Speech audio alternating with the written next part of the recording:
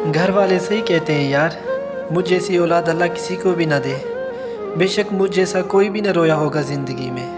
बेशक जितने दुख मैंने सहे हैं ना, इतने बेशक किसी ने भी ना सहे होंगे।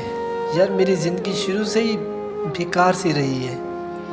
सही कहते हैं घर वाले यार, मुझ जैसी औलाद किसी को भी ना दे। मुझ जैसी औलाद अल्लाह किसी को भी ना दे। यार अगर मुझ जैसा कोई और पैदा हो गया ना, मैंने तो मुश्किल से जी लिया है अपनी ज़िंदगी को, वो नहीं जी पाएगा यार, वो नहीं जी पाएगा।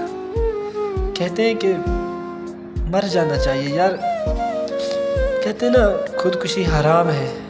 यार मैं अपने खुदा को बता दूंगा, मुझसे न जिया जा रहा था उस दुनिया में। अब मैं थक चुका था उस दुनिया से, मुझसे न जिया जा रहा था। मैं बता दूंगा अपने खुदा को, मैं बता दूंगा अपने खुदा को।